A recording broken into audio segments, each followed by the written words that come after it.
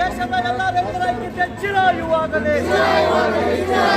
Dairy ರೈತರ ಹೋರಾಟಕ್ಕೆ ಜಯವಾಗಲಿ.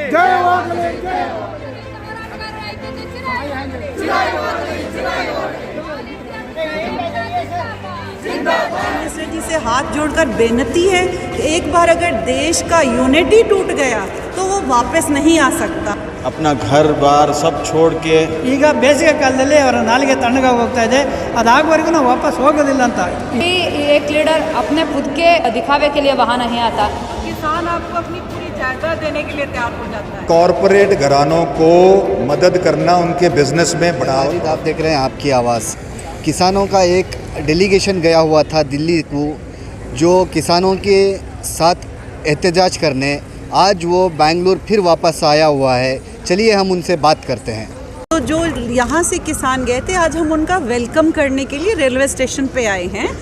तो मेरी तो एक ही सबसे गुजारिश है, पहले दिन से हम बोल रहे हैं कि प्राइम मिनिस्टर जी से हाथ जोड़कर बेनती है कि जितनी जल्दी हो सके प्लीज़ इन कानूनों को वापस ले लीजिए. ये कानून तो बनते और बिगड़ते रहेंगे, मगर एक बार अगर देश का यूनिटी टूट गया तो वो वापस नहीं आ सकता. हमारा उनको ये संदेश किसी भी तरह से अगर पहुंच सके, और हम अगर वो किसी से भी मिलकर इसके बारे में बात करके इसको सॉल्व कर सकें तो हमारा तहे दिल से उनसे धन्यवाद होगा. कैसा है एहतजाज और क्या वहाँ पर तकालीफ हो रहे हैं? और जो डेलीगेशन साउथ इंडिया दक्षिण भारत से गया है, 150 से ज़्यादा जायद लोग गए इसमें, जो उनको रिसीव करने के इरादे से आए हैं. और हम में से कुछ लोग खुशकिस्मत हैं कि हम पहले ही जाके आ चुके हैं दिल्ली. जो भी देख रहे हैं, कहता हूँ कि ये एक हिस्टोरिक स्ट्रगल है. मीडिया इसको ज़्यादा कवर नहीं कर रही है, उसका ये नहीं मिल रहा है, बट जब आप देखेंगे तो समझेंगे. वहाँ जो लोग अपना घर बार सब छोड़ के, सिर्फ एक दिन का सवाल नहीं है, महीने, ये तीसरा महीना है, 3 महीने हो गए, अब 100 डेज़ होने वाले हैं. तो उतने दिन तक लगातार जो स्ट्रगल रोज़ जो कर रहे हैं, ये एक अपने आप में एक अनोखा स्ट्रगल है. तो मुजाहरा किए हैं जो हिम्मत का, वो एक बहुत बड़ी जीत है. इसके आगे जो भी होगा, बट ये बहुत बड़ी जीत है. ಭಾಗವಹಿಸಿದ್ದೀರಾ, ಹೇಗೆ ನೀವು ನಿಮಗೆ ಖಂಡಿತ ಸರಿ? ಅಲ್ಲಿನ ಏನು ನಡೀತಾ ಇದೆ ಆ ಹೋರಾಟದ ವಿವರಗಳನ್ನು ಬಾಯಲ್ಲಿ ವರ್ಣಿಸಲಿಕ್ಕೆ, ಶಬ್ದಗಳಲ್ಲಿ ವರ್ಣಿಸಲಿಕ್ಕೆ ಸಾಧ್ಯವೇ ಇಲ್ಲ. 4 ಬಾರ್ಡರ್ಗಳಿದ್ದಾವೆ. ನಿಜವಾಗಿ ಬಾರ್ಡರ್ ಅಂತಂದರೆ ದೆಹಲಿಯ ಸರ್ಕಾರ, ದೆಹಲಿಯ ಆಳುವವರು ತಮ್ಮ ಸುತ್ತ ಕೋಟೆ ಕಟ್ಕೊಂಡು, ಬಾರ್ಡರ್ ಕಟ್ಕೊಂಡು, ಬಾರ್ಡರ್ ಸೆಕ್ಯೂರಿಟಿ ಫೋರ್ಸನ್ನು, ಗಡಿ ಭದ್ರತಾ ಪಡೆಯನ್ನು ನಿಲ್ಲಿಸಿಬಿಟ್ಟು ಅಲ್ಲಿ ಗೋಡೆಗಳು, ಮುಳ್ಳುಗಳು ಇದೆಲ್ಲ ಕಟ್ಟಿ ಇದು ಮಾಡಿ ಆ ರೀತಿ ಮಾಡಿಕೊಂಡು ತಾವು ಬೆಚ್ಚಗಿರಾಗಿ ನೋಡ್ತಾ ಇದ್ದಾರೆ. ಆದರೆ ಖಂಡಿತವಾಗಿ ದೆಹಲಿಯ ಆಳುವವರು ಚಳಿಗಾಲದಲ್ಲಿ ಬೆವರ್ತಾ ಇದ್ದರು, ಈಗ ಬೇಸಿಗೆ ಕಾಲದಲ್ಲಿ ಅವರ ನಾಲಿಗೆ ತಣ್ಣಗಾಗಿ ಹೋಗ್ತಾ ಇದೆ. ಅದು ಅಲ್ಲಿನ ವಿಶೇಷತೆ ಅಂದರೆ ರೈತರುಗಳು ಒಂದು ದೃಢ ನಿರ್ಧಾರದಲ್ಲಿ ಬಂದುಬಿಟ್ಟಿದ್ದಾರೆ. ತಿಂಗಳಗಟ್ಟಲೆ ಆಗಲಿ, ವರ್ಷ ಆಗಲಿ ನಾವು ಹೋಗೋದಿಲ್ಲ, ಈ ಕಾಯ್ದೆಗಳು ರದ್ದಾಗಲೇಬೇಕು, 3 ಕೃಷಿ ಕಾಯ್ದೆಗಳು ರದ್ದಾಗಬೇಕು, MSP ಒಂದು ಕಾನೂನುಬದ್ಧ ಆಗೊಳ್ಬೇಕು ಅನ್ನುವಂಥದ್ದು. ಅಂಥ ಒಂದು ಅವು ರದ್ದಾಗಬೇಕು ಮತ್ತು MSP ಕಾನೂನುಬದ್ಧಗೊಳ್ಳಬೇಕು, ಆ ಕಾಯ್ದೆ ಬರಬೇಕು. ಈಗ ಎಲೆಕ್ಟ್ರಿಸಿಟಿ ಮಸೂದೆ ಅಂತ ತರ್ತಾ ಇದ್ದಾರೆ, ಅದು ಕೂಡ ಕೈ ಬಿಡಬೇಕು, ರದ್ದಾಗಬೇಕು. ಇದಿಷ್ಟು ಅವ್ರ ಡಿಮ್ಯಾಂಡ್ಗಳು. ಅದಾಗುವವರೆಗೂ ನಾವು ವಾಪಸ್ ಹೋಗೋದಿಲ್ಲ ಅಂತ ಇಲ್ಲಿ ಮುಂದಿನ ಹೋರಾಟದ ಪ್ಲ್ಯಾನ್ ತಯಾರಾಗಿದೆ. ಈಗ ನಾಡಿದ್ದು 19, 20, 21ಕ್ಕೆ ದೆಹಲಿಯ ಆ ನಾಯಕರುಗಳು ಕೆಲವರು ಇಲ್ಲಿ ಬರ್ತಾ ಇದ್ದಾರೆ. ದರ್ಶನ್ ಪಾಲ್ ಅಂತೇಳಿ ಆ ಇಡೀ ಸಂಯುಕ್ತ ಕಿಸಾನ್ ಮೋರ್ಚಾದ ಸಂಚಾಲಕರಿದ್ದಾರೆ. ಅವರು ಬಹಳ ದೀರ್ಘಕಾಲದ ರೈತ ಹೋರಾಟಗಾರರು. ಅನಂತರ ಟಿಕಾಯತ್ ಬರ್ತಿದ್ದಾರೆ, ಯೋಗೇಂದ್ರ ಯಾದವ್ ನಿಮ್ಗೆ ಗೊತ್ತಿದೆ, ಅವರು ಬರ್ತಾ ಇದ್ದಾರೆ, ಜಗಮೋಹನ್ ಸಿಂಗ್ ಅಂತ ಬರ್ತಿದ್ದಾರೆ, ಇವರೆಲ್ಲ ಬರ್ತಾರೆ. ಬಂದು 3 ದಿವಸ ಇಲ್ಲಿ ರೈತ ಮಹಾಪಂಚಾಯತ್ಗಳು ನಡೀತವೆ. ಆ ನಂತರ ನಾವು ಸಂಯುಕ್ತ ಹೋರಾಟ ವೇದಿಕೆ ಮೂಲಕ ತಾಲೂಕಿನಲ್ಲಿ ಒಂದೊಂದು ಸಂಘಟನೆಯವರು 4-5 ಜಿಲ್ಲೆಗಳ ಜವಾಬ್ದಾರಿ ಹೊತ್ತಿದ್ದೀವಿ. ಆ ಜಿಲ್ಲೆಗಳಲ್ಲಿ ಪ್ರತಿ ತಾಲೂಕಿನಲ್ಲಿ ರೈತ ಮಹಾಪಂಚಾಯತ್ಗಳನ್ನು ನಾವು ಮಾಡ್ತೀವಿ. ಈ ಹೋರಾಟವನ್ನು ತುದಿ ಮುಟ್ಟೋರಿಗೆ, ಯಾಕಂದರೆ ನಮಗೆ ಅಲ್ಲಿ ದೆಹಲಿಯ ಆ ಕಾಯ್ದೆಗಳು ಮಾತ್ರ ಅಲ್ಲದೆ ಇಲ್ಲಿ ಕರ್ನಾಟಕದ ಸರ್ಕಾರ ಇಲ್ಲಿ ಈ ಭೂ ಸುಧಾರಣಾ ಕಾಯ್ದೆಯನ್ನು ರದ್ದು ಮಾಡಿದೆ, ಆಲ್ಮೋಸ್ಟ್ ರದ್ದಾಗುವ ರೀತಿಯಲ್ಲಿ ಮಾಡಿದೆ. APMC ಕಾಯ್ದೆಗೆ ಇನ್ನಷ್ಟು ಕಠಿಣವಾದ ಅಂಶಗಳನ್ನು ಸೇರಿಸಿದೆ. ಇದೆಲ್ಲವೂ ರದ್ದಾಗುವವರಿಗೆ, ಮತ್ತು ಕಾರ್ಮಿಕ ಕಾಯ್ದೆಯಲ್ಲಿ ಇದನ್ನು ತಂದಿದೆ, ಬದಲಾವಣೆಗಳನ್ನು ತಂದಿದ್ದೀವಿ, ಎಲ್ಲ ರದ್ದಾಗುವವರಿಗೆ ಹೋರಾಟ ಮುಂದುವರಿಯುತ್ತೆ. ಈ ಸ್ಫೂರ್ತಿ ಪಡ್ಕೊಂಡು ಬಂದಿದ್ದೀವಿ ನಾವು. ಇದು ಹೋರಾಟ ನಿಲ್ಲೋದಿಲ್ಲ ಗೆಲ್ಲೋವರೆಗೂ ಅಂತೇಳಿ. दिल्ली के प्रोटेस्ट के कुछ, एक तो सबसे बड़ा इम्पॉर्टेंट लेसन तो ये है कि वहाँ के सारे संगठनों के बीच एक बहुत ही अच्छी यूनिटी बनी हुई है। हर एक संगठन अपने आप को वहाँ के एक बहुत बड़े यूनिटी का भाग समझता है।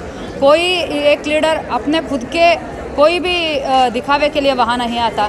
तो हर एक के बीच में इतना ट्रस्ट, इतना एक अच्छी तरह की ट्रस्ट बंधी हुई है कि इस सारे आंदोलन का वो लीड कर पा रहे हैं, तो वो सिर्फ इसी यूनिटी के कारण हो पा रहा है। मैम, अभी हम आपके एक साथी ने बताया कि वहाँ पर जो है हुकूमत की जानिब से बेसिक एमिनिटीज़, पानी, बिजली कट कर दी गई है और वहाँ पर जो है कीले और स्क्रूज वगैरह इस तरह की चीज़ें लगाई गई हैं। जी, वो सबके होते हुए भी वहाँ के लोग इतने हौसलेमंद हैं कि वो खुद अपनी व्यवस्था खुद कर रहे हैं। आजू बाजू के किसान, उन्हें जो भी चाहिए वहाँ पर लड़ाई करने वाले लोगों को जो भी चाहिए वो सब चीज़ वहाँ के आजू बाजू के किसान उनको दे रहे हैं। पानी हो, बिजली हो, हर एक दिल्ली के सरकार ने ये अनाउंस भी किया है कि आम आदमी पार्टी के सरकार ने कि हम पानी और बिजली की कोई चिंता नहीं होने देंगे। फिर भी सेंट्रल गवर्नमेंट का प्रेशर है, सेंट्रल गवर्नमेंट के कारनामों की वजह से वहाँ पर प्रोटेस्टर्स को जो चिंता हो रही है उसके लिए हम सेंट्रल गवर्नमेंट की बहुत कड़ी निंदा करते हैं। शुक्रिया। गवर्नमेंट किसानों से कैसा एटीट्यूड अपनाए? देखिए जी, उनसे अगर प्यार से, हलीमी से, झुककर बात करेंगे किसानों से तो किसान आपको अपनी पूरी जायदाद देने के लिए तैयार हो जाता है। मगर अगर आप गुस्से से, हुकूमत से और डांट डपट के कुछ लेना चाहोगे ना, वो एक शुगर केन होता ना, गन्ना शुगर केन, वो भी नहीं देगा, एक सिंगल चीज़ नहीं देगा। मगर प्यार से लोगे तो पूरा गुड़, आपको पूरा अपना खेत दे देगा। इतना बड़ा दानी किसान, जितना बड़ा दानी आपने कभी देखा नहीं। वहाँ पर जो है, जो बीजेपी की गवर्नमेंट है उसकी जानिब से वहाँ पर इस प्रोटेस्ट को कैसे डील किया जा रहा है? नहीं, इस समय प्रॉब्लम क्या है कि जो गवर्नमेंट होता है, पब्लिक रिप्रेजेंटेटिव उस गवर्नमेंट को बनाते हैं। पब्लिक रिप्रेजेंटेटिव लोकसभा में हमारा नेतृत्व करते हैं पूरी जनता का, और वो ऐसे लॉ और ऐसे रूल बनाते हैं जिसके साथ अपनी जनता का कल्याण हो। लेकिन इस समय जो ये 3 कानून बनाए गए हैं, इनका मेन मुद्दा है, मेन एम है कि कॉरपोरेट घरानों को मदद करना, उनके बिजनेस में बढ़ोतरी करनी, फार्मर की बढ़ोतरी के लिए नहीं है।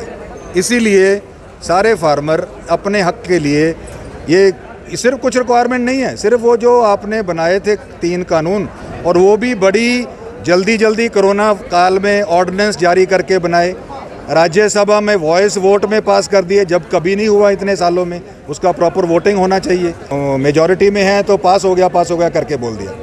मेरे को फ़र्ज करो कोई चीज़ नहीं खानी, आप मेरे ज़बरदस्ती मुंह में ठूस नहीं सकते ना।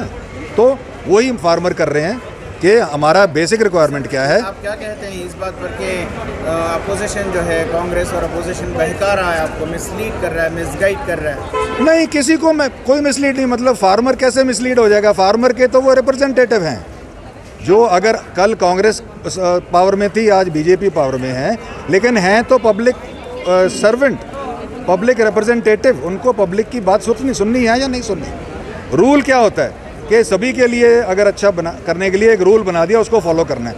कोई डिक्टेटर राज तो है नहीं। बीजेपी के नेशनल स्पोक्स पर्सन का कहना है कि वहाँ पर किसानों की तादाद बहुत कम है और बहुत जल्द जो है वो अपने अपने घर चले जाएंगे और आराम करेंगे। अच्छा, आप उनको याद दिलवा दीजिए कि भगत सिंह के चाचा जी थे, जब अंग्रेज़ों के समय यही टाइप का रूल अंग्रेज़ों ने लगाया था, 9 महीने चले थे। तो ये फिक्र मत करो जी, बहुत वहाँ पे नंबर कम हो गए हैं ना। खुद ही अपना हेल्प आप खुद करेंगे। कैसे? जय जवान जय किसान फाउंडेशन बनाएंगे, अपने कर्नाटका के फार्मर्स को पंजाब हरियाणा यूपी के फार्मर के साथ जोड़ेंगे। पंजाब का फार्मर यहाँ डायरेक्ट बेचेगा और वो यहाँ हम अपने आप ही करेंगे, हमें गवर्नमेंट की ज़रूरत नहीं है। आपका नाम सर? हाँ जी, मेरा नाम है गुरिंदर। किसान कानून है जो रात के अंधेरे में सरकार ने पास किए हैं, ये एक्चुअली देश के हित में नहीं है। और हमारी जो पार्टी है, बहुजन समाज पार्टी, और हमारी जो पार्टी की लीडर है मायावती जी, इन्होंने हमेशा से इस कानून के विरुद्ध बात की है और कहा है कि केंद्र सरकार को ये तीनों कानून जल्द से जल्द वापस लेनी चाहिए।